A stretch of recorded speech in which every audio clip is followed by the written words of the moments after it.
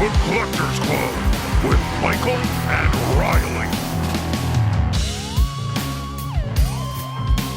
I know a story of high strangeness or two. Let's do this. Hey everybody, welcome to Bigfoot Collectors Club, the show where we talk to amazing guests about their personal paranormal history and share stories of high strangeness. I'm your host, Michael McMillan. With me always is your Galatian spirit. Oh my, Riley Bray. That nickname for Riley was submitted over at the other side by member Brendan M. Thanks, Brendan. Thanks, Brendan. Good one. We're going to get right into it. We're picking up hot on the heels of our deep dive series into the Pennsylvania Bigfoot.UFO invasion from last week. To do so, returning for the first time in Club House history, we have, in back-to-back deep dive episodes, you know him, you love him. He's from the podcast High Strangeness and a million things you've seen on your TV. It's Steve Berg. Steve Berg is back. Ow. Yay! How you guys doing? Good to be. I'm fired up. It's good to see you too. And I will remind our listeners, you can also see us if you're watching over at YouTube on the Bigfoot Collectors Club channel. So you can watch this episode along with us. You know, you get to see backdrops. I've got comic books in my backdrop. Steve's got stars in his backdrop. And Riley has the coolest home in Los Angeles history in his backdrop. Riley has like the kind of background that I would put a fake background on to make it look like. Yeah. That was cool. It's a little clutter. I still have my my Valentine's Day table going there. It's so tasteful though. You have like a good aesthetic going on. Oh, thank you. Yeah, he curates. That's the thing is Riley Bray is nothing if not a curator. Ain't that the truth? It's the truth. All right, let's nominate, Riley, our 5-star Club Scout of the Week. Now, before we get into this, I do want to say I'm going to take off my reading glasses and look directly into the monitor. We need some more 5-star reviews over on Apple Podcasts, please. It helps Guys, get the show to more people, and then we get to read things that you say here on the show. tell us how good we are. Yeah. Please. And then we'll tell you how cool you are. That's how this works. Co-validation. Well, this one comes from Delphine Violets, and they say, one of my favorite podcasts. These boys are great. I love to listen and to get to explore theories and concepts I've never thought to fathom before, leading me to the question, if we think about reality and life as a huge scale of environments, would the elemental molecules and cellular structures exist as sentient beings in their own lives and environments? It's these kinds of scales that make answering questions like, what is an environment and what is a watershed so hard to answer because the same compartments of these can exist at so many scales, being one and the same, but also different. 5 stars. That is an esoteric podcast review if there ever was one. I'm tingling. I love that. Perhaps that review itself is sentient. We'll never know. Yeah. I think so. Thank you so much, Delphine Violets. You have one of the coolest handles I've ever heard. My dog's Good brain and nice brain on you too. Yeah, nice brain on you.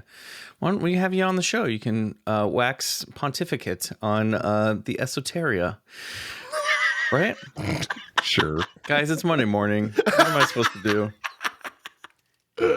What am I gonna do? It's Monday morning. I'm on my second cup of coffee. I've been mainlining UFOs and Bigfoots for over a week now. Well, Reality is porous for you right now. that's right. Steve, how excited are you to get into what we're going to talk about today? I couldn't be more excited.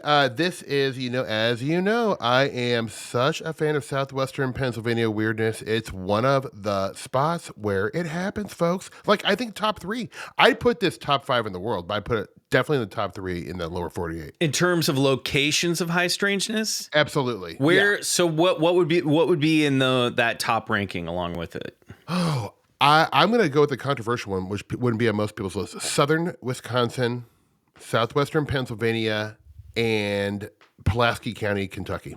Okay, what's controversial about those choices? I think most people wouldn't say Southern Wisconsin, but over the course of the next year in my podcast, I'm going to make it abundantly clear to people that Wisconsin is, if not the weirdest, one of the weirdest states.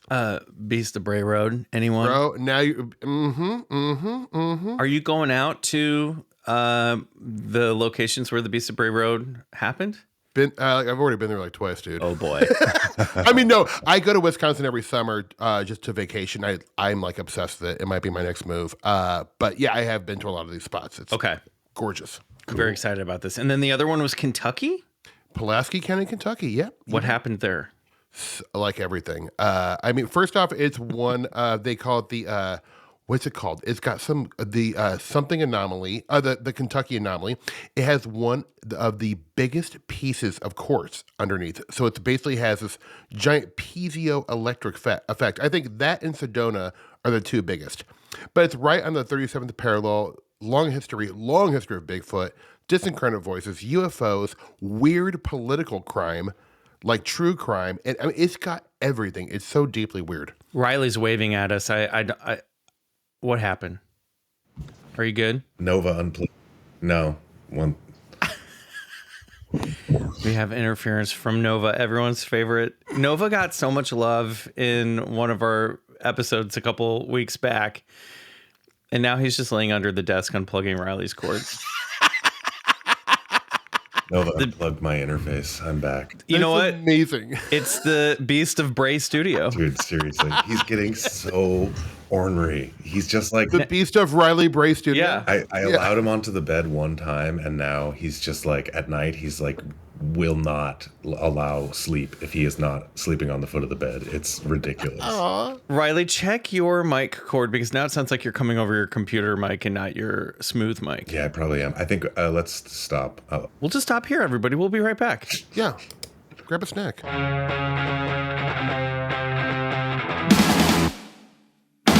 Okay, so what happened was Nova unplugged a cord under Riley's studio. We don't know how much ended up in the episode, but we had to take a quick break. Sorry. Somehow, while sleeping, he managed to unplug my interface. He's really going into prime form in his old age here. Riley, do you think that old man? We just joked about him being the Beast of Bray Studio, but do you think that maybe Nova's been the ghost in the machine this whole time on the podcast? It's just a delightful scamp pulling out cables. Yes, I do. Great use of scamp, by the way. Wow. Yeah, I think that's the first time I've heard the term scamp outside of like a Tom and Jerry cartoon, maybe ever. Yeah. Look, ever since I gave up streaming, I've been watching a lot of really old movies on Blu-ray. Yeah. So you're about to get some transatlantic slang. Good. Soon he's going to stop coming on talking like this. Riley, is that a filterless cigarette you're smoking? My God, you're right, Steve. Riley, why One did you... recommended by 2 out of 3 doctors for pregnant women. Riley, I've noticed you've To been soothe their nerves. sporting a lot of finger waves lately in your hair. It's not a bad look. Let's wrap this up, boys. I need to see my haberdasher. All right, here we go, everybody. Let's dive into some high strangeness. All right. God. You boys ready? Let's get into it. Here we yeah. go. When we last left off, it was August 1973, and there was high strangeness afoot in Pennsylvania. Over the course of the year, the people of Westmoreland County were experiencing an uptick in UFO activity, which coincided with sightings of 8 to 10 foot tall hairy creatures with pointy ears, glowing red eyes, who left behind large 3-toed footprints in their wake. 26-year-old Stan Gordon and his team of plucky paranormal investigators known as the Westmoreland County UFO Study Group, or WCUFOSG, were taking calls daily, reporting highly unusual activity involving strange lights and cryptid sightings all around the area.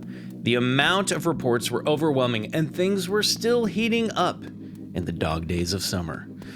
Let us return to this moment in time and continue our peek into the strange flap that we call the Pennsylvania Bigfoot UFO Invasion, Part 2. On August 28th, 1973, Stan Gordon arrived at the Beach Hill homes of a woman he called Tanya Lake. Now, I'm just going to pause and say that all of these names are pseudonyms because most of these people did not want to seem crazy because of the old stigma of I report a UFO and a Bigfoot together. People are going to think I'm cuckoo bananas. So Tanya Lake is the name that he gives this woman, and every other name we're going to hear is not the real person's real name. Now, Steve might have a little insight to some of this as we get down You got a little tidbit I know. I got tidbits. Yeah. Tanya Lake sounds like the host of a trashy daytime TV show. It does. Tanya Lake is on her like third affair during her fifth marriage. Yes, exactly. Earlier that morning, Tanya had phoned Gordon's hotline after fleeing. I just keep picturing like one of those like 80s wrap dresses that like, you know, with the plunging V neckline, pearls, and like a real Sybil Shepherd like blowout. Yeah. Luxurious. Very dynasty. Feathered, yes. I'm in love with Tanya Lake. Yeah, I was going to say, like, I'm falling for her. Okay. I do love her. Yes. Can we call the music for this episode, Riley, Tanya's theme? Sure. Okay. Done. So Tanya had phoned Gordon's hotline after fleeing her home because she came face to face with a tall, ape-like creature with reddish-orange eyes and fangs. It was around 3 a.m. when Tanya heard a strange owl-like screech coming from her yard. She turned on the light, and the tall, hairy figure rose from a crouched position outside of her window and stared directly at her. Gordon arrived later that morning to investigate the scene. There, a police officer informed him of giant three-toed tracks they had found around the house. This was just 2 weeks after Gordon had found his second three-toed track with similar markings in Hutchinson, and those 2 weeks had been rife with high strangeness. Tanya Lake's story mirrored an account that had taken place at the home of Sue Mace of Derry, Pennsylvania on August 21st. Around 2:30 a.m., Sue Mace, had been sleeping. It doesn't matter. It's a made-up name. Made-up name. So we can call her whatever. Mace or Grace. It doesn't matter. I like Mace because she sounds like she does not fuck around. Sue Mace had been sleeping with her bedroom window open next to the bed, and the drapes parted to let in the cool night air. She awoke with a start to see a tall creature peering at her from only 3 feet away. Sue's window was 9 feet from the ground, and she noted that the monster was so tall that it actually had to bend down to get a look at her. Ooh. That's pretty wild. I mean, these things are tall. We're talking like, we keep getting reports of like 10 to 11 foot tall, lanky, hairy creature. Yeah, this isn't the Shaq size. That's child's play. These are a real deal. This is a real deal. Yeah. This makes Shaq look like a Polly Pocket accessory, okay? According to Sue, and get ready, Steve, because you got a roll coming up here. Yeah. The creature had a round face and dark hair. In Stan Gordon's notes, Sue got a fairly detailed look at the part of the face that she could see. And these are Stan's field notes right here. And I'm going to do my best Stan Gordon impression. Great. So, red leather, yellow leather. Okay, here we go. The nose was flat and pushed back, and similar to a gorilla, the eyes were more round than oval, and it seemed deep set in the cheekbones. The eyes were dark with no whites and eyelids. Eyelashes or eyebrows were seen. Underneath the eyes were wrinkles or layers of skin which looked almost burnt. The skin around the eyes and nose appeared to be flesh-colored. First of all, I love the idea of this guy showing up at every police investigation and asking questions. And they love him. I think I was 71% there. I think you should play Stan Gordon in the biopic. I of didn't Stan want Gordon. to. I mean, look, if anyone has $1 million, we can do this. We could do it right now. Yeah. We'll stop this episode and we'll go make that movie. We need the work. As the creature dipped away from view, Sue ran to her teenage daughter's room, who told her mother that she'd seen an elongated shadow of a tall creature wipe across her bedroom wall. The night before, they had heard strange metallic sounds like metal rubbing on metal or the rattling of a tin can that had made their dogs go crazy. These strange metal-on-metal sounds would be reported by other eyewitnesses throughout the year, and this event was followed by the presence of a horrible stench that remained in the house for days. Again, a sulfur stink in the air, and Stan Gordon said that when he went to talk to the family, the smell was still hanging around. He could smell it. Whoa. Oh. The 10-foot-tall peeping Tom had been turning up in people's yards all over the county in late August, peering into windows, leaving claw marks on windows, and in at least one case, walking along the roof of a home in Allegheny County. A rattled man called the WC-UFO SG member Ken R. I'm getting pretty good at that. Getting better. It's getting better. You nailed it. Wow. Ken R., who upon arriving at the man's house, found him armed with a shotgun and Bible in the company of his frightened wife and cowering German Shepherd. What a scene. The man had, there's a monster. So Lynchian. Yes. It really is. The man claimed that a hairy creature with glowing green eyes had been tossing heavy stones out of the field towards their house. And he called it a devil. He was like, the devil is outside of my house throwing rocks at us. Now, this is also, I want to take note, the first time that I think, at least in the series, that we've heard of one of these creatures having glowing green eyes instead of red eyes. Or reddish orange eyes. And that's going to come into play in a little bit. Ken had been able to collect a few stinky hair samples and called Stan Gordon. Ken told Gordon that he'd mail him the hair samples along with his field report, but they never arrived. Ken mailed a second hair sample to Gordon, walking the envelope down to the post office himself, and still, the evidence never made its way into Gordon's hands. It was around this time that Stan Gordon began to wonder if someone was interfering with the WC-UFO SG's investigation into all of the strange Bigfoot UFO activity. Gordon claims that in one phone conversation during which he and Ken were puzzling over the missing evidence, they were startled to hear a massive eruption of electrical interference, drowning out one another's voices. As the weeks went by, this electronic interference kept happening, seemingly whenever Stan Gordon was on the phone talking with someone about this case. Ken told Stan that during these instances, Gordon's voice became so electric and robotic that it was difficult to make out anything that he was trying to say. Not too long after the evidence went missing, Ken came home one afternoon to discover that all of the reports that he had collected from that summer had vanished from his file cabinet. Everything else was there, but the folder with like all of this stuff was just gone. Dude. Someone or something had been tampering with their investigation. Sounds like Nova may have been under his desk. All it was. Check the white husky. What's he got in his mouth?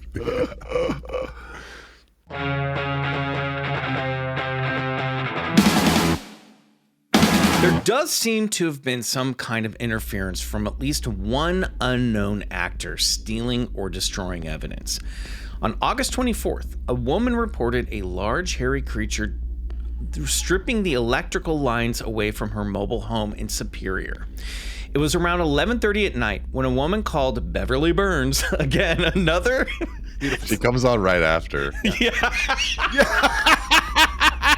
It's the afternoon block. Yeah. These are all like the women that Stan Gordon has daydreamt about. Like, I feel like Beverly Burns is an animal handler, and like in Stan Gordon's fantasies, like she is with him on every case.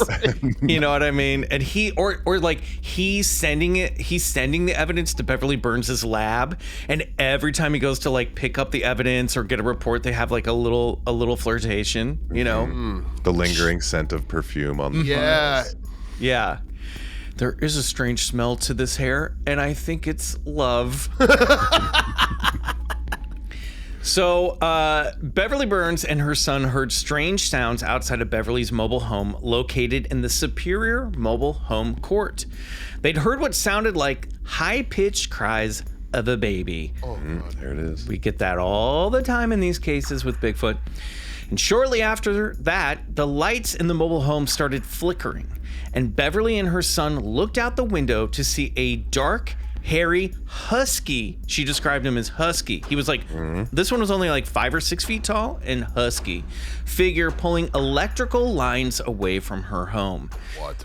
Beverly screamed, and her son went to grab his gun, but by the time he went outside, the creature was gone, leaving behind only some odd footprints, some scratch marks on the side of her trailer, and the stench of, you guessed it, sulfur in the air. Good God.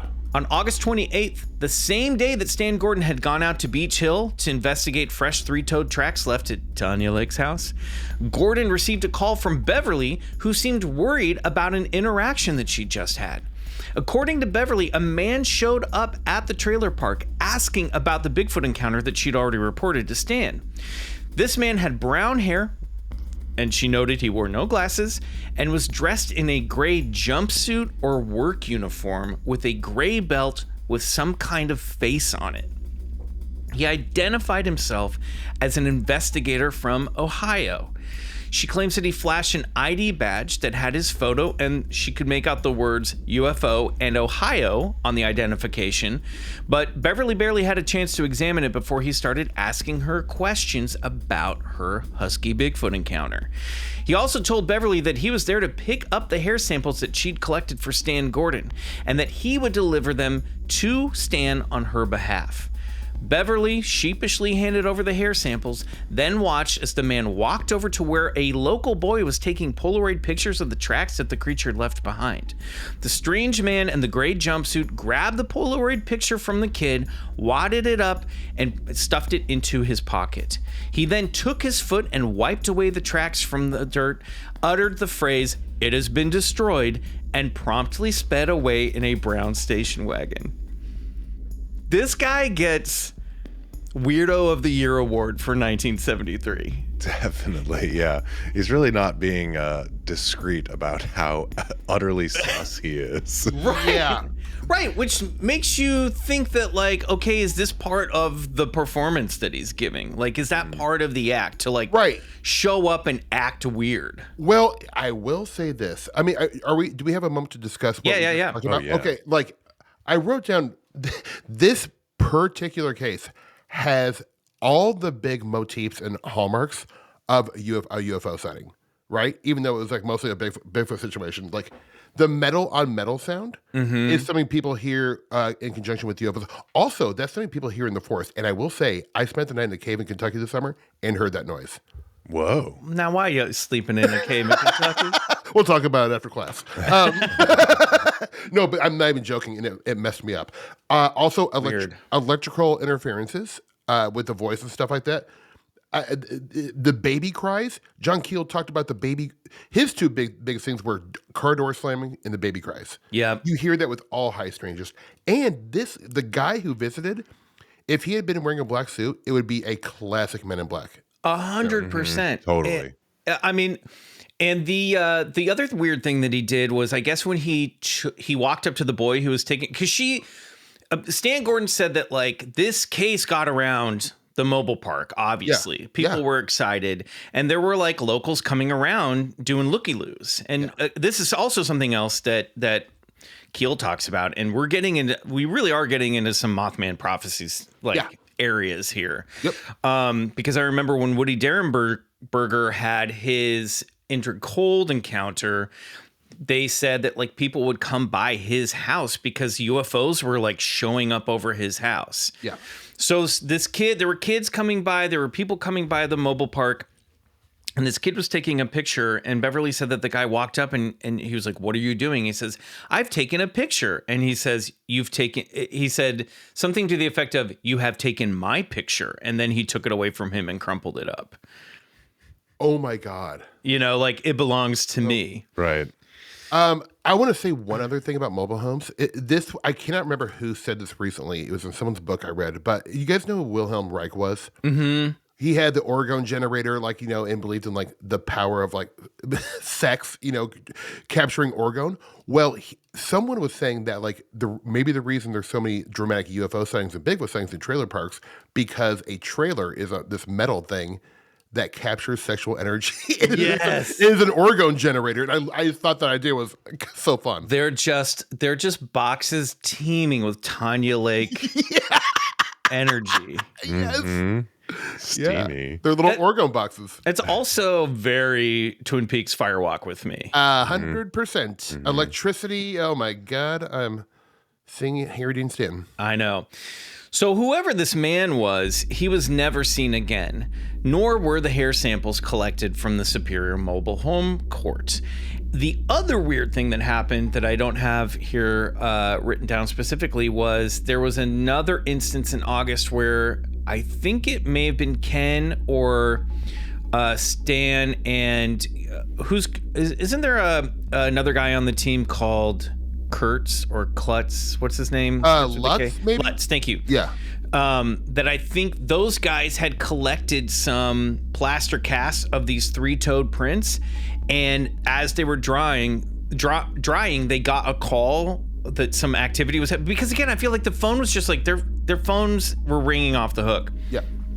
And I also don't know how people were getting phone calls out in the field before cell phones, but they were alerted to another case happening, so they're like, okay, we'll let these tracks dry and we'll go check out this other thing. We'll come back and get the plaster casts.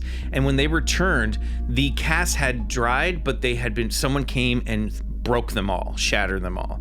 Could have been some rowdy teenagers, but also kind of just another, you gotta kind of take note of like evidence being destroyed in that case as well. Sure. So, speaking of the Mothman, during late August, September, and October, new cryptid sightings occurred. These were sightings that did not fall into the big hairy ape category necessarily. The first was a notable Bigfoot sighting that took place on August 24th, 1973 at 11:30 p.m., a particularly active day this year. In fact, this happened at the same time the attack was taking place at Beverly's house at the mobile home court. A man in Claridge, Pennsylvania was pulling up to his house when a 5-foot-tall, bulky creature with gray hair and white spots stepped into the headlight beams of his car and crossed the road. The driver flipped a bitch and, to get a better look, pulled you in. I love that. I mean, I'm just going to imagine Stan wrote that. No, he didn't. It's all me. I know, but I was. Yeah. That's amazing. I'm sure this is a problematic phrase now, but it's still fun to say. It's fine. He turned around. He could see the creature standing next to a telephone pole for a few moments before walking off into the woods. And I made note of this one because it is a gray creature with white polka dots on it. Yeah. The WC-UFO SG investigated the area and found three-toed tracks on the hillside along with some thick branches broken off some tall pine trees. And it's one of those things where they jump up, try to pull these things down, and they can't break them with their bare hands. So something big came through and broke off those branches. And then there was another case that involved the sighting of a half-human, half-dog-like creature with a hump on its back that showed up on someone's front porch. Farmers in Lancaster County were calling in reports about a grayish bipedal creature with a white mane, curved horns, tiger-like fangs, and grizzly claws in their fields. In one encounter, a farmer claimed that the creature grabbed a scythe out of his hand, and another woman claimed to have a run-in with the creature after it stole one of her geese. The creature, she was chasing the creature, and the creature retaliated by throwing the goose at her. Sorry. And then over in Dongle, there were reports of a man-like creature with giant wings flying around the night skies. Good Lord. A lot of people saw this weird horned white maned creature. Like that was happening like over the course of a week in Lancaster. The sheer diversity is amazing. And I will also add really quick, just so the listeners know, this is not far from Point Pleasant where this is happening. It's under 2 hours, and also about an hour, 20 minutes away from here in Ohio. A couple years later, they were having tons of three-toed prints as well. Really?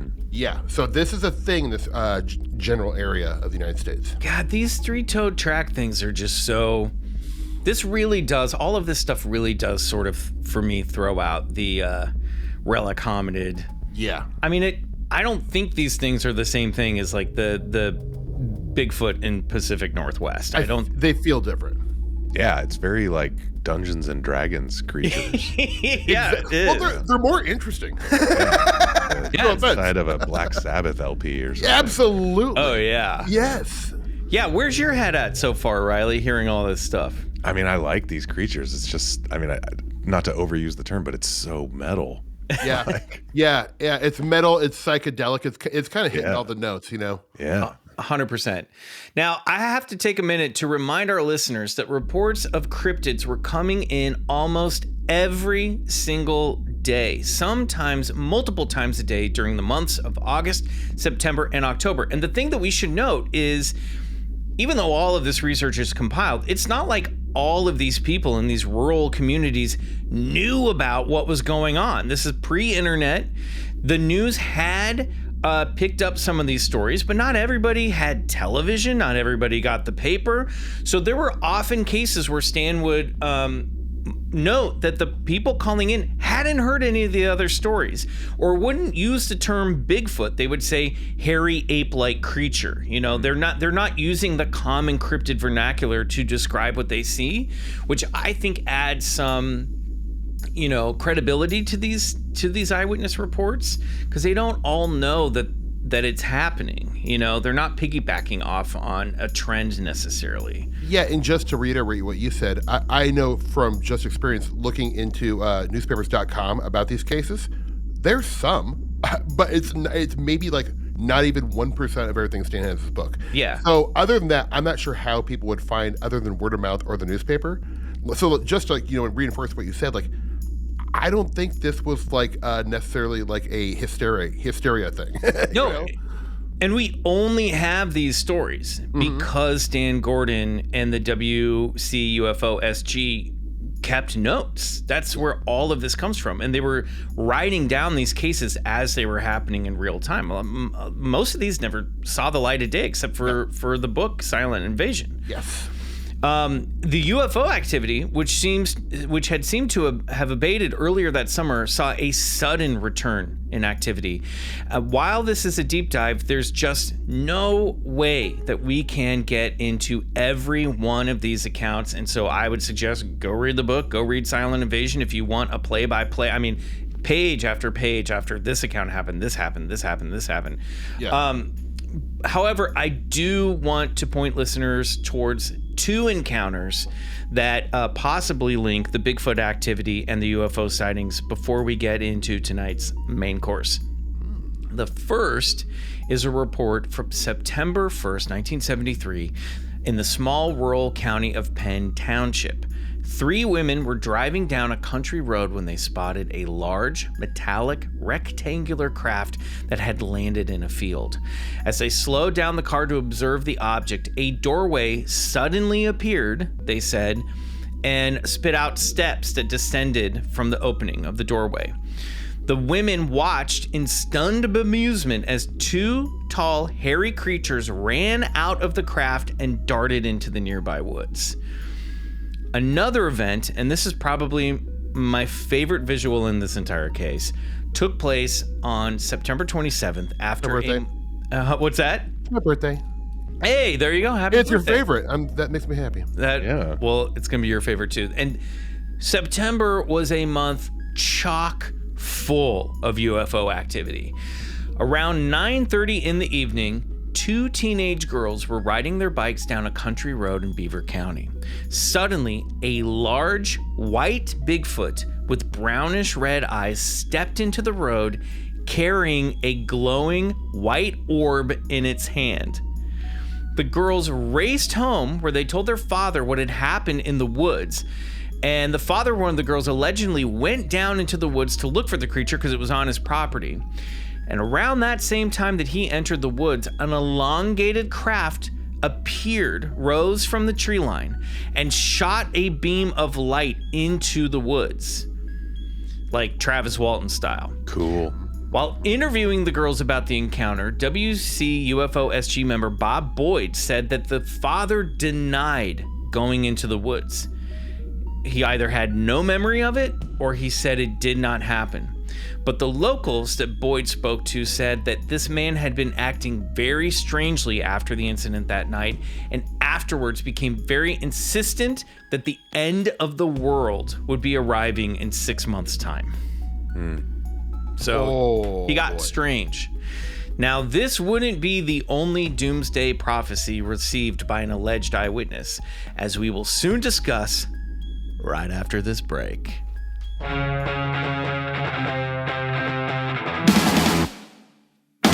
Okay, everybody, So for this chapter, we're going to shake things up just a little.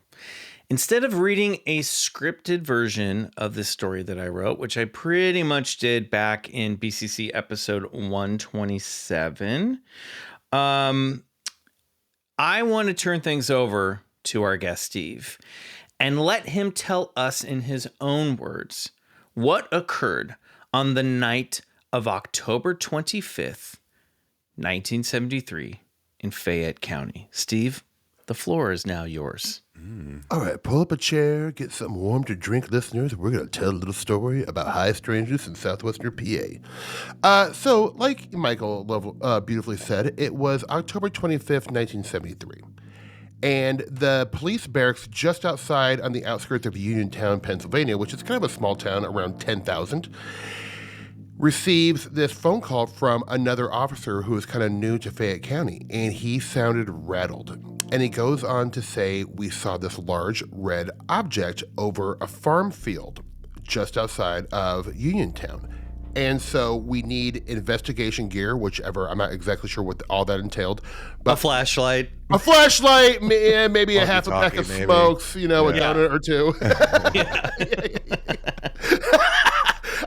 But y'all need to get out here because some weird stuff's happening, and I'm not sure what to do.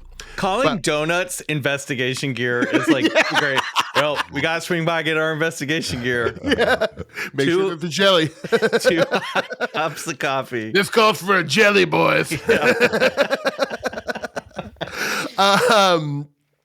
But so what happened was this police officer and about 2 other cars full of people were driving, and I know exactly where this is because I've driven around there. We're driving on this kind of like 2-lane highway going past these farms, and they see this red object hanging over the farm field. And so 2 of the boys, I can't remember their pseudonyms. I know one of the real names, which I don't know if I'll divulge it at the end, but whatever. Go ahead. Yeah. Talk to him. You got an address? He's not with us anymore. Okay. But I just don't want to interrupt his family. Anyways. Sure. They see this object. So what they do, they go to get a closer look, these 2 boys. Now, were these the Palmer boys? Yeah. It was the Palmer farm. Yeah. Well, yeah. Right? No. These are the pseudonyms. I'm checking the notes. You're exactly right. Yeah. That's the Palmer boys. And so they go to get a closer look, and they see this, when they, kind of cut into the chase, they see by the barn this red kind of spherical, almost disc-shaped object that's just really bright red sitting there right by the barn. And they're like just transfixed on this thing. And then shortly later, they kind of hear these baby screams. Here comes the baby cries again. And coming along their barn is their farm field is this fence line. And they see these 2 hairy-covered creatures with bright red eyes making like baby sounds. I think one was taller and one was a little bit shorter, right? Yeah. And they're walking along the fence line. Mm-hmm. And they said that as they watched the taller one leading the smaller one would walk up to a fence post, wait for the other one to catch up to that fence post, and then walk to the next fence post. So they're walking in this sort of like, not relay pattern, but just this strange thing where the other one's clearly waiting for the other one to catch up. I'm getting mommy vibes on this. Totally. Like, okay, little Pete, go smell that fence post and then let's catch up. Yeah. But as they're coming up, one of the boys has his rifle. He brought his rifle with him to go when they went to go investigate this, and he loads some tracer rounds in there. And I'm not a gun guy, but tracer rounds are just like rounds that you can see at night, right? They're not. There's no payload. It's literally a tracer. No, okay. I don't know if there's a payload. Okay. I thought tracer rounds just had the addition that you could watch the trail. I'll look at it. Right. Yeah, I don't know. I'm not. Don't know much about ammunition. Anyways, fires it into it, and it makes, and Michael, if I'm remembering correctly, the sound it makes sounds like it's hitting a puddle of water. Yeah. Which, I love that detail. I think that's incredible. And they kind of make, I think the whining, the kind of baby cries start ramping up. Then he loads just regular rounds into it, takes a couple more pop shots. Again, it sounds like water, and then these kind of creatures eventually turn around and walk back down the fence line. Yeah. Then they look over at the craft that was sitting by the barn, and it's vanished. right? Yes. And the craft at this point looks like a glowing white dome sitting in the field. Like it goes from this red craft hovering, and then it suddenly like morphs into a dome. Right. And the creatures, they didn't see the creatures come out of this thing. They're looking at the white dome, and then they hear the sounds and look down to the right, and they see them walking up the fence line here. Mm-hmm. So they are seen in the same location at the same time, but not necessarily emerging from this white dome that the craft has become.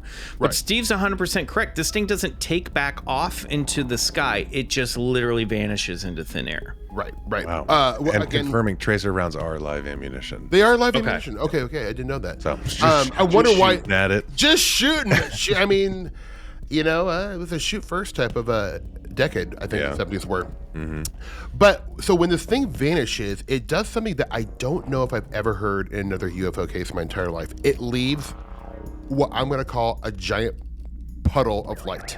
Mm-hmm. Wow. So much for, to fast forward just a tiny bit, like when the police actually arrived, they said it was so bright, this like residue of light, you could read a newspaper by it. Yeah. Wow. And like it is pitch black out. I mean, like rural, like Pennsylvania. I mean, look, dude, it is like not, you can't see your hand in front of your face. Like I know the area they're talking about. It is no light pollution out there. So yeah, imagine it's not necessarily a crop circle because the crops haven't been burned, but just imagine like a glowing white crop circle that is illuminated in the middle of this field. Like very bright. So eventually what does happen is that the police get there, they start investigating, and like I said, one of the first things they talk about that really freaked out the senior police officer was the light residue, because they were like what could that be? So I think right away the police officers definitely believed something weird was happening. Shortly thereafter, luckily, Stan Gordon and his team. Yeah, we've got George Lutz, who's a former Air Force pilot, Fred Pitt, who's a photographer, David Smith, who's a physics teacher at the Westmoreland County Civil Defense Radiation Defense Officer, Dennis Smeltzer, and who was also that was David Smith. So he's a physics teacher and this like radiation defense officer, which means he's got like the Geiger counter. He's the one coming with the gadgets. Mm-hmm. He's the I think David Smith is the Egon Spengler of the crew. Mm-hmm. And then you've got Dennis Smeltzer, who's a sociology major, along with Stan. So he's got pretty much the whole team out there. This is a crack team. Absolutely. Yeah, and because they want to come and measure radiation. They hear that there's a glowing circle out there. They're like, we got to find out if there's any what signals this thing is giving. Grab off. your jelly donuts and your Geiger counters. We're going in. The police are just tossing donuts into the circle to see if they'll levitate. See if they'll eat a jelly, man. They come down there and they see them like floating through the circle, trying to catch the donuts with their open mouths. I mean, just from a cinematic aspect, like imagine this crack team of legends walking over the hill in like brown trench coats, probably like flicking a almost smoked cigarette out in the field, just ready to get down to business. Yeah. Mm-hmm. And kind of so what happens is the father of go ahead, Michael. So there's the father is the Mr. Palmer Sr., who I think he calls Steve Palmer Sr. Then there's his son, Steve Palmer, who's like 20. Yeah. And then there are a couple neighborhood boys. Yeah. And then there are also other just neighbors who are scattered around this field, houses, pretty sporadically, that are getting involved in seeing this stuff. And if memory serves, I believe it was 15 witnesses saw this thing, right? I mean, so it was like, I think a couple police officers, this family, other families. I think one of the cousins that was related to the Palmers saw it. And Steve Palmer, the 20-year-old guy with the truck, is driving from house to house, basically being like, do you see this? Do you see what's going on? Yeah.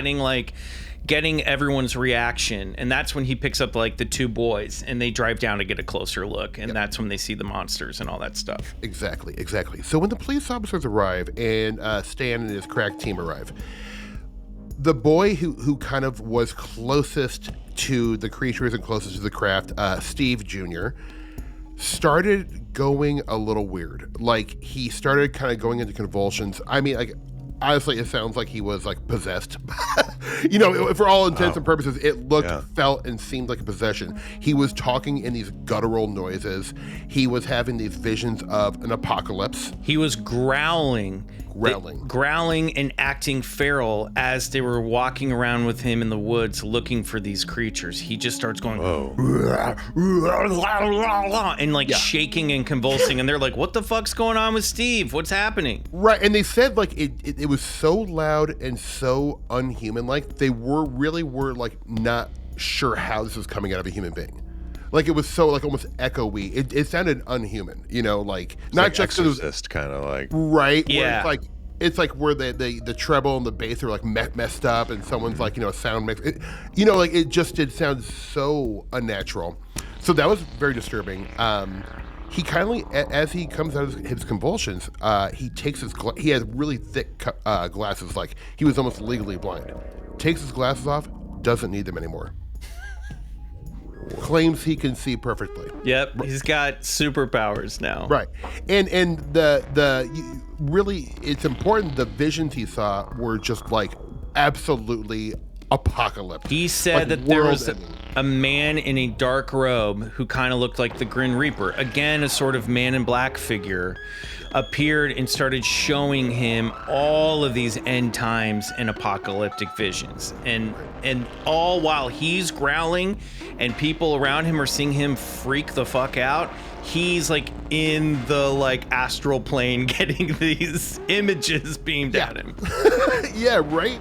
I mean, and this like apparently, you know, according to Stan, and because there's some interviews with Stan where he has spoken about it more in more modern times, and he's like, this absolutely turned Steve Jr.'s life upside down, like completely.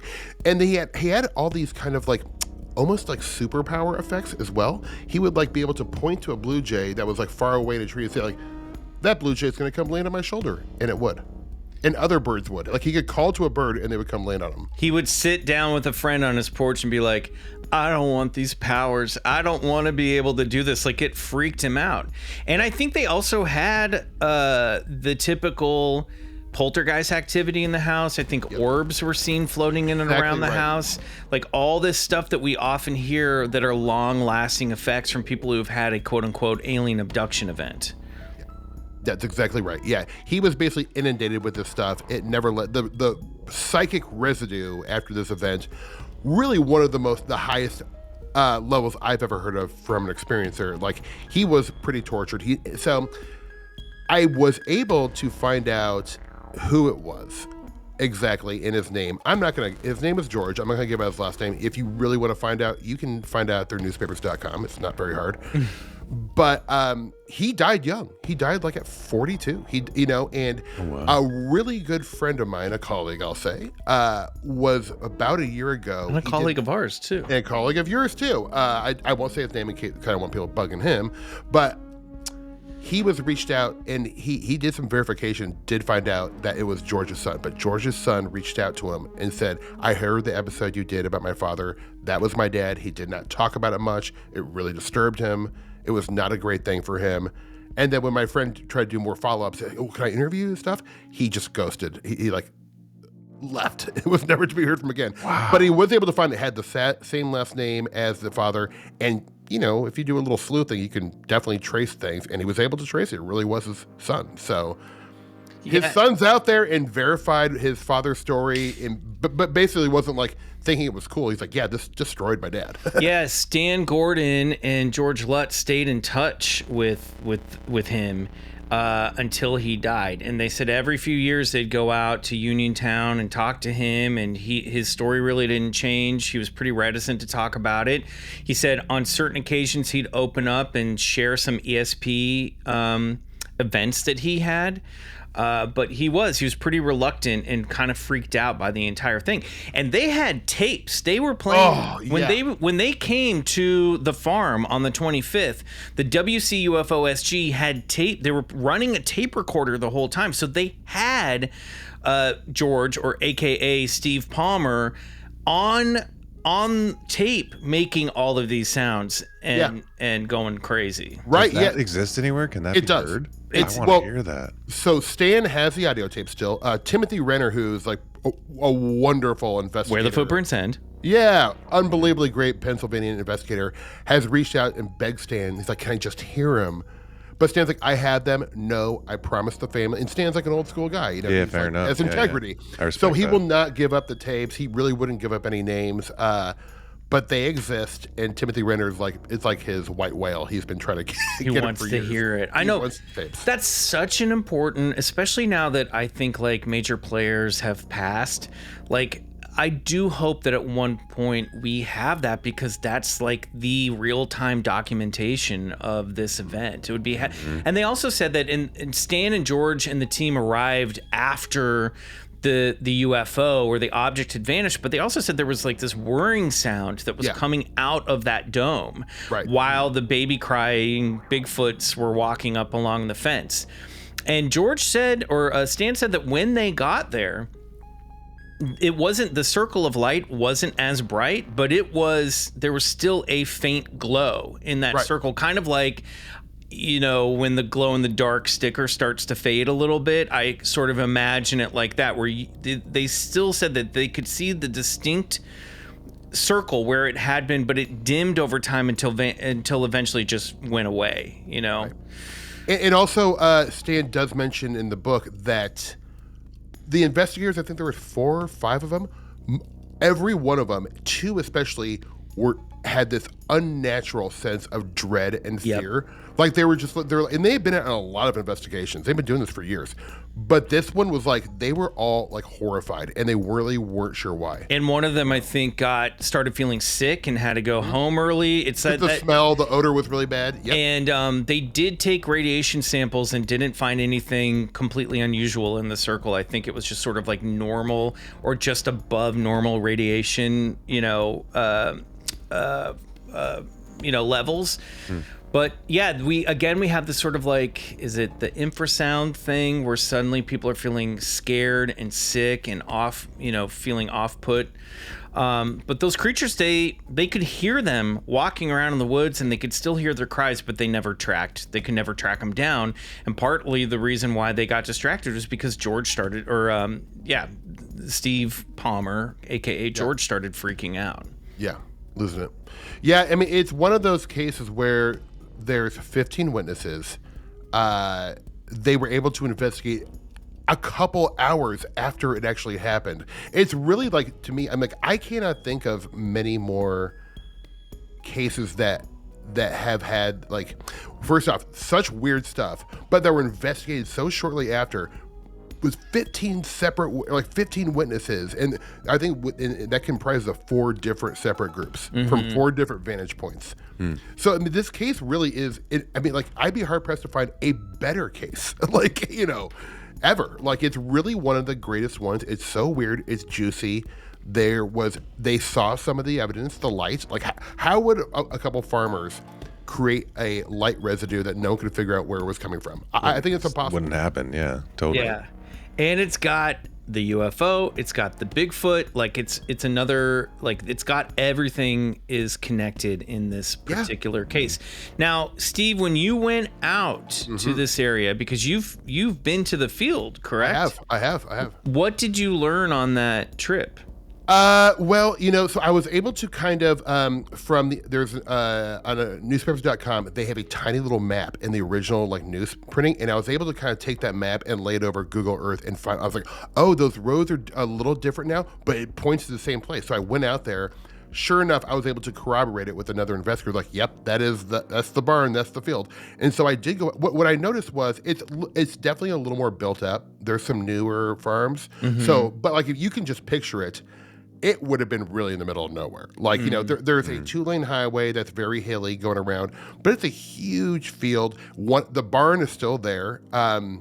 I could send you a little 2-minute video I made if you want to post it. Yeah, but, we'll put it up on the Patreon. For everybody. Yeah. So they can just kind of check it out and like look behind me to see. You know, it's kind of fun to see that stuff. But like, it was genuinely like, obviously, like I'm weird and like, I feel the magical place when I go to these areas. But like, it was unbelievable. Like it was a bucket list location to visit. If anyone ever wants to go, hit me up. I'll tell you exactly where to go. Wow. But it was really cool. I mean, one thing I did notice that everyone who was driving by me was like slowing down and looking at me like, why is this like big, this weird dude? It's like feeling the vibes. Why is this man crying on the side of the road? And I might have been. I was so moved, man. But like, you know, eventually I stood out there for like 10, 15 minutes and, you know, took it in. And then I went and drove around some other sites. But like right around that area there's so many, like a lot of these reports we're talking about all happened to the house. Like this area of all the areas, like this general little 5 mile radius in Fayette County, honestly might have been the epicenter of the UFO Bigfoots. So wild. So did you ever have you spoken to Stan Gordon? I have. I've had quite a few email exchanges with him. I've been trying to get him on my show, but he doesn't do like Zoom. He'll only do it over a landline. Okay, so he's old school. So I'm like, I need to awesome. Get it done. But he's great with that. Can you? Thank you. Yeah, I'll get an interview with him. Let's get that interview. Okay. Thank you.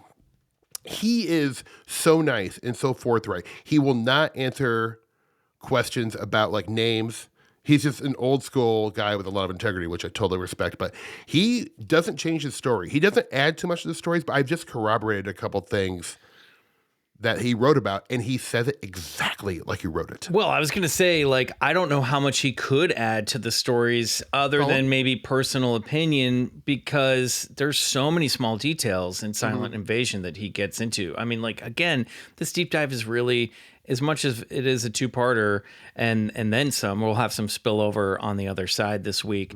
Like, there's a lot there. There's so much there. I can't. Sorry. I was just going to say, like, I think this book and this event is as seminal and as important as something like the Mothman prophecies to fans of high strangeness. Agreed.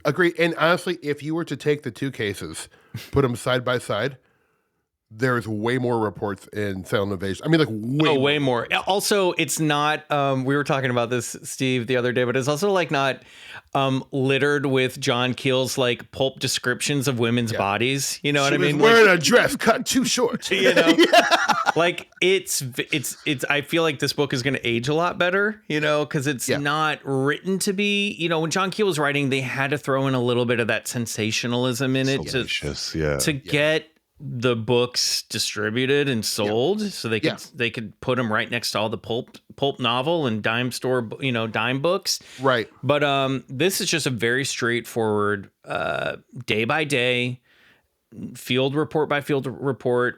It's very easy to read. It's very easy to relate to. It's very easy to visualize all these cases. It's really, really fun. Yeah, and if you can take this book almost like if you're like a legend tripper and love going to like places where this stuff happens, take this book. You can honestly, with most of these cases, you can do a little internet work and find out the general area of where they happened, and you can go visit a lot. I mean, like for me, that's like a dream vacation. You know, True. Take a couple and get a nice Airbnb. You know, maybe you make like a big lasagna right away, so you have something to eat off with. You know, gotta make your road lasagna. Exactly. But you know, it really is. I think this book is, in terms of a 2-year period. I mean, there's more than the Mothman prophecies. Not to mention, a lot of what Keel was getting was secondhand and through Mary Hire. Stan almost investigated all of these, most of the time, boots on the ground himself. Minutes or hours after they happened. That's exactly because he lived in this area and he would go out at 3 a.m. Like, so I think, honestly, this is the most underrated high strange book that has ever been written. I hope one day this is as popular as the Mothman, because it absolutely should be. It should. I agree. Now, while the strange night of October 25th, and thank you for that, Steve, is by all consideration the best story to come out of the Pennsylvania Bigfoot UFO invasion case of 1973, the story did not end there. For another 14 months, UFOs and hairy hominids were spotted in the Westmoreland County area until the flap finally came to a quiet end on December 30th, 1974, when a yellow crescent-shaped UFO flew over the Mount Lebanon area of Pittsburgh before taking off into the dark skies. Now, there wasn't as much of a volume of sightings across 1974, but they were still happening. While the increase in correlation of UFO and Bigfoot sightings in Pennsylvania during this 1973 period do not prove that Bigfoot is an alien or even a UFO occupant, it does suggest that perhaps these phenomena are linked in ways that we could never imagine and have not seen since. When we come back, I'm going to ask Riley and Steve, what the hell was that?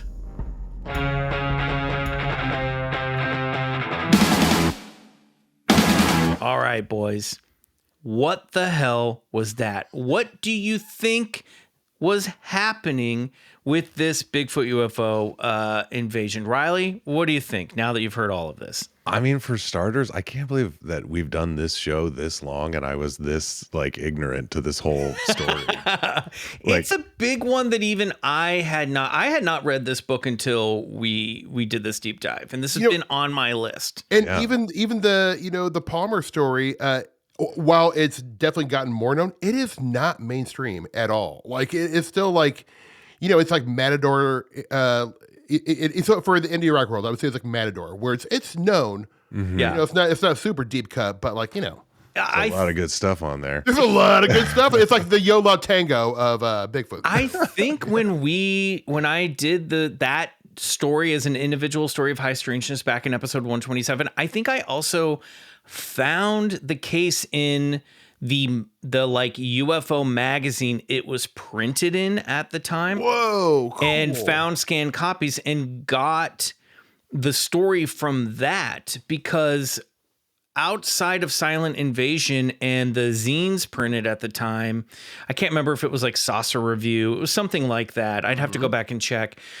This story isn't in a lot of books. Like, the source is Stan. The source is this. The source is the source. So that's one of the reasons too. It is an indie cut. They've never made there's no movie based on this. I think the other thing that you can find where this comes up is in the Small Town Monsters documentary, Invasion on Chestnut Ridge, which we watched in the early days of Movie Club. So it's a pretty homemade documentary, but it's good, and it's got this story in it. So yeah. And I think you're right. I think that probably did more to propel the story. But still, like we're saying, I bet most of the listeners wait, what? Yeah, this isn't like a case that Steven Spielberg is based a movie on, which should be. So Riley, what do you think this is? I mean, especially that last one too, where there's an audio tape and there's so many witnesses and there's physical evidence and there's this person having this sort of psychic event, and then there's the lasting effects that are corroborated by a family member. It's just it's really compelling. And I mean, my mind goes two places of this is a legitimately paranormal event, or this is some sort of MK Ultra government mind test thing. But this one doesn't even really feel like that to me. This does feel decidedly paranormal, and I don't know what to make of it. I don't know what the hell that was. Yeah. It's also really interesting that these cryptid creatures are not really in any of the sort of traditional categories. There's sort of Bigfooty, sort of Dogman-y, but they're all really unique. They're like Scooby-Doo villains. They're like Scooby-Doo monsters in this one, really. And just Hanna-Barbera creatures. Yeah, and the fact that this is all happening before mass media, and they're happening in sort of individual accounts. It's not like this one big thing that a bunch of people saw and you can go oh, well, it's a, kind of mass hysteria, this, that, or the other. It's these are a bunch of individual things happening all over this region, repeatedly over and over, with very little connection between the events. It's, I don't know, it's wild. And then having Stan Gordon just there in the moment, really collecting this stuff right as it's happening is so unique. Yeah. This is one of my favorite things we've covered on the show. I'm blown away. I'm right there with you. Absolutely. Steve, I think you would agree with me.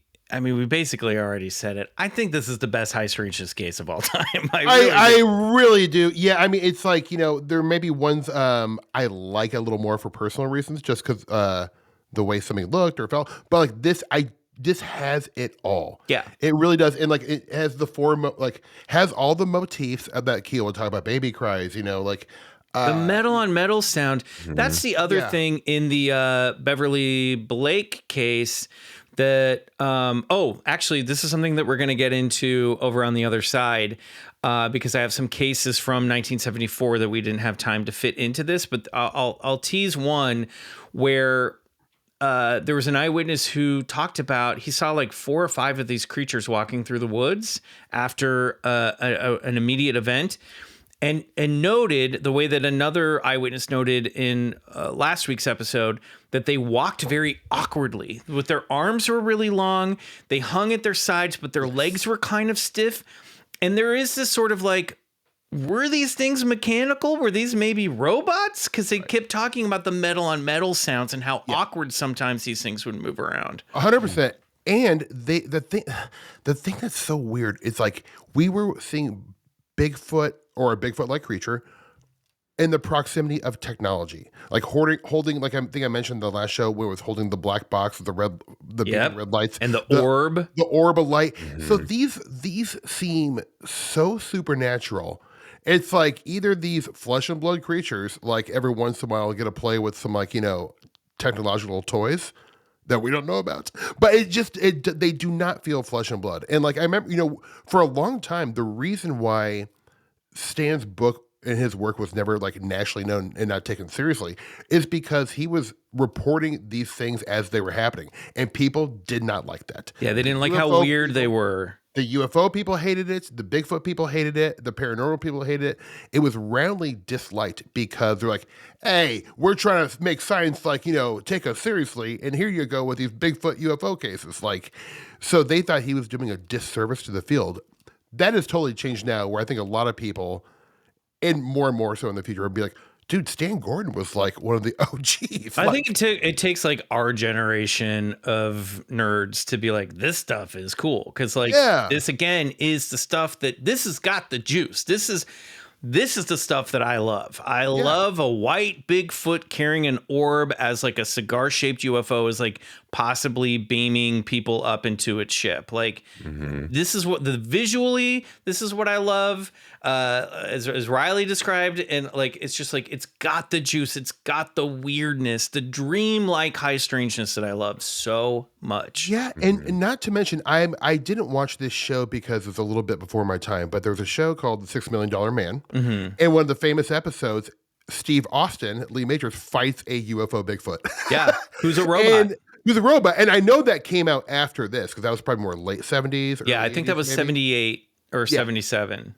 But you almost wondered, like, did they hear about Stan Gordon's case? Because, Well, it's crazy, too, how quickly... I mean, this is 73. This isn't that long after the Patterson-Gimlin film. Right. This is within 5 years of that. Yep. And it's so crazy how, like, the Bigfoot ephemera of the Pacific Northwest and Northern California is so different from this story. And you would think that if it was some sort of like make 'em up or some sort of MK Ultra thing, or somebody's trying to play a hoax on people, that they'd try to make it look more like Patty and the Pacific Northwest activity. And this is just its own genre. It's its own genre. It is. And it falls along the line where the 60s and 70s were just the craziest time for UFOs and Bigfoot. And, where it was like, the variance and what people were saying in terms of like the UFO occupants, it was all over the map. It was like almost never the same thing. Like sometimes they would sound similar, but like we were seeing hundreds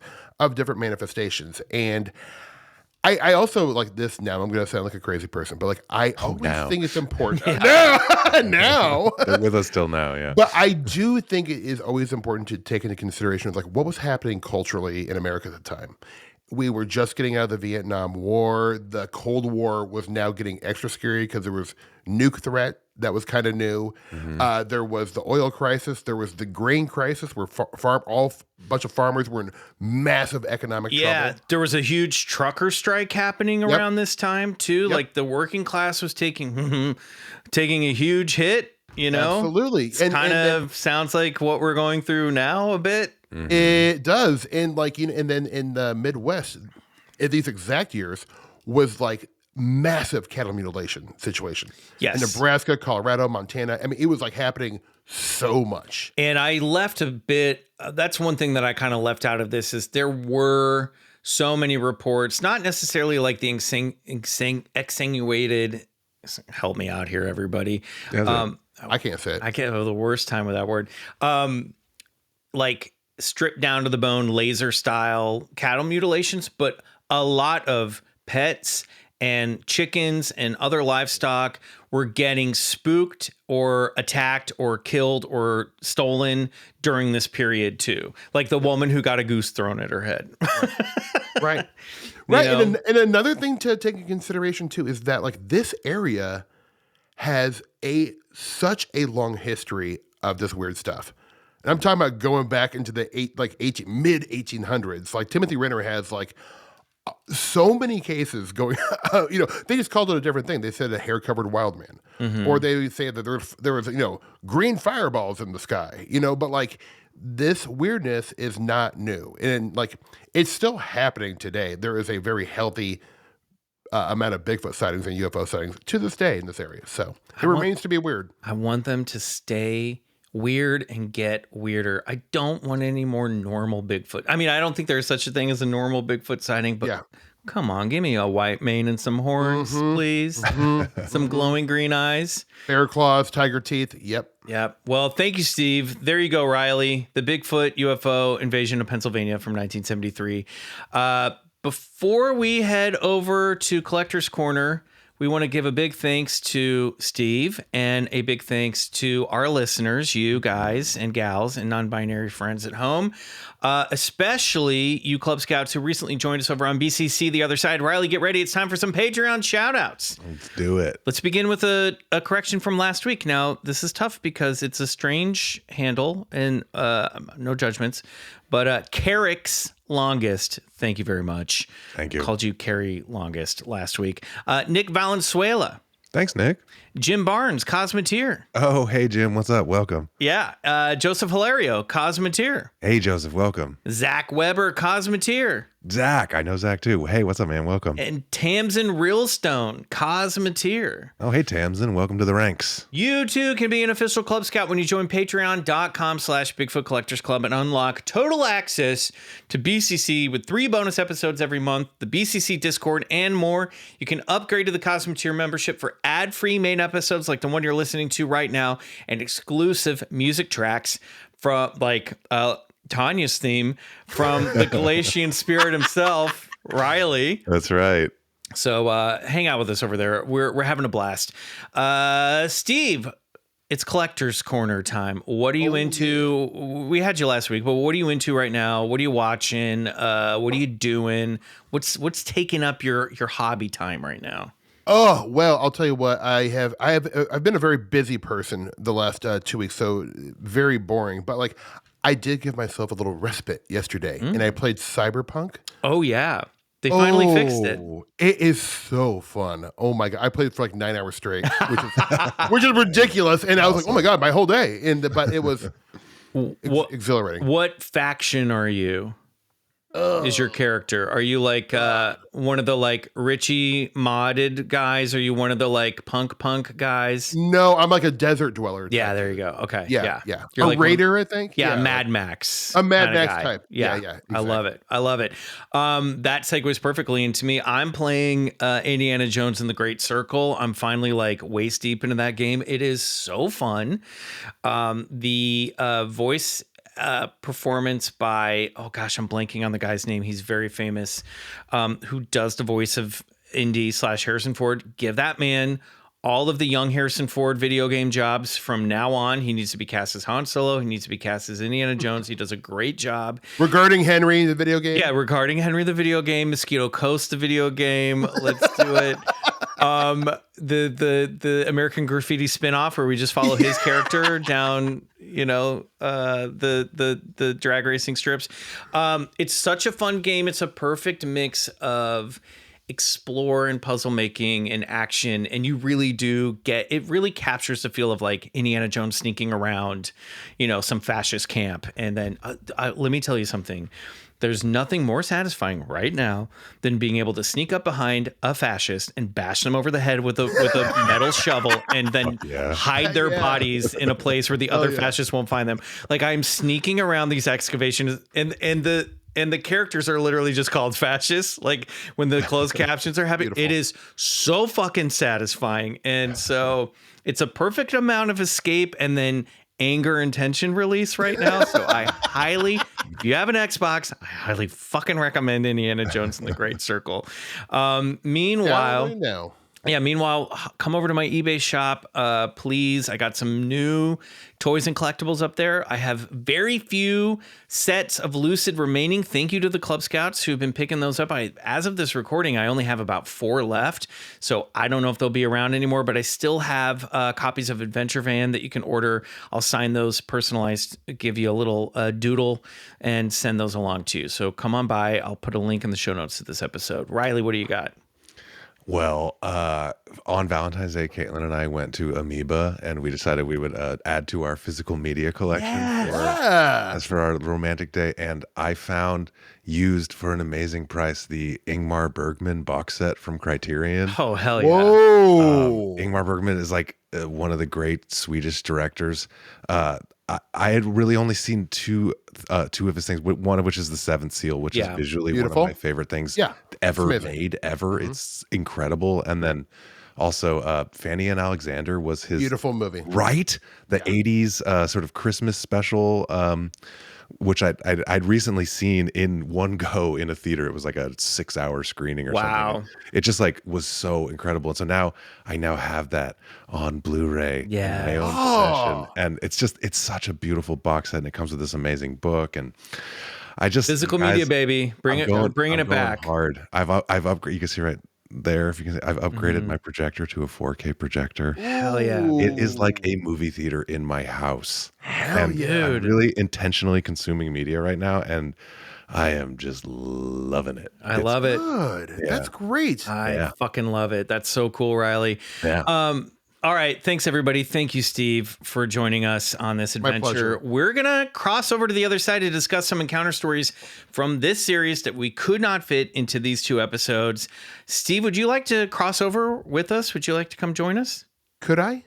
We'd love it if you did. I'm there, baby. All right. Well, if you're a member of the Patreon, this deep dive is not over for you yet. If we don't see you there on Friday, we'll see you back here next week for no more parts, for an all new episode. No more parts. No more parts. That's all you get. We're going to have something new for you next week. Until then, good night. And go get regressed. Ooh-wee. Wow. I will get regressed.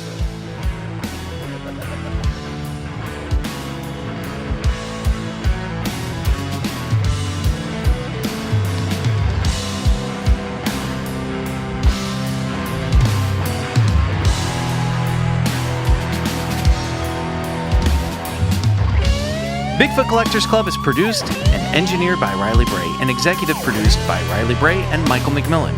Our theme song, Come Alone, is by Suneaters, courtesy of Lotuspool Records. Follow Suneaters on Spotify. For 3 bonus episodes every month and ad-free episodes, check out BCC The Other Side at patreon.com/BigfootCollectorsClub.